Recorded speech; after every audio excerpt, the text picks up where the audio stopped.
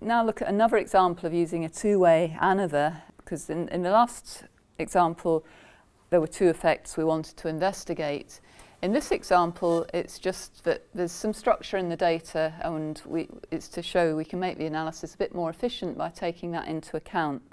So here we've got cages full of mice, and they are being tested on different types of fluid, five different types of fluid, to see which they prefer, and it's done by looking at what proportion they drink of that particular fluid compared to water. And so it's not measured on an individual mouse level, it's measured on a cage level. So these are the results. So you've got sets of mice in four different cages, and the same mice stay in the same cages throughout the experiment.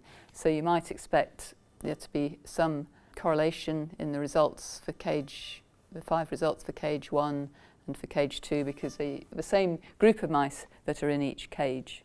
So this is the proportion of the test fluid drunk when they're given a choice of a test fluid and water in each of the cage. And of course, the water is really a control. You'd expect that to be close to 50% because they've just got 2 bottles of water in that cage.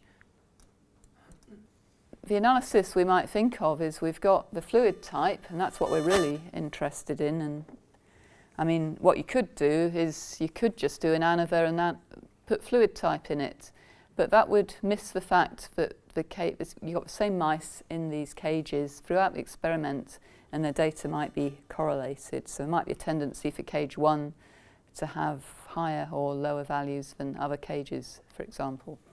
That's the model. So we would also put cage in the model. We're not really interested in what the cage effects are, but we are interested in sort of taking it out of the model, getting rid of the variation due to cage, but it could be classed as sometimes people will call it a nuisance effect.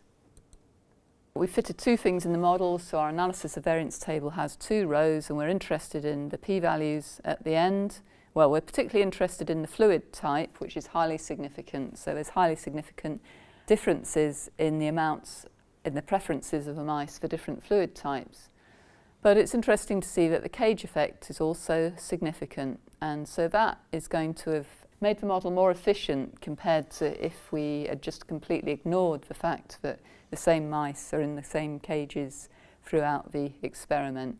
And if we took that out of the model, we'd find this p-value would go up a bit and it would be a less efficient model. So we've been able to adjust for the effect of cages by using a 2-way analysis of variance. And of course, now we've established that these 5 different types of fluid, the mice have different preferences for them. They like the ethanol and particularly the sucrose, and of course the water they don't really have a preference for because it's against the control of water. So I've given here some output from SAS just to show how packages can differ so much in terms of how they display output. So this is SAS's output. That's another statistical package for comparing the groups. And what it does is it gives a p-value, rather than like the letters, the A's and B's that Minitab gave to show if they were significantly different. It gives you a bit more information. It gives the actual p-value for each comparison of each of the 5 fluid types. And it tells you what the numbering is up here. So we've got 2 is saccharin, and it's compared to 1, which is ethanol. And that's the p-value saying that those 2 fluid types didn't differ significantly. But you'll see that there's quite a few sort of small significant p-values. So there's significant differences between quite a few of the fluid types, which we're expecting because we did find an overall fluid type effect.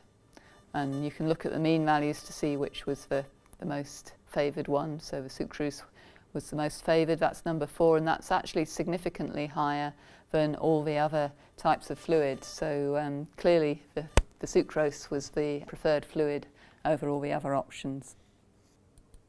Another small thing to note here is because we've got 5 different groups and there's lots of pairwise tests we've been able to do, there's actually 10 significance tests that have been carried out here.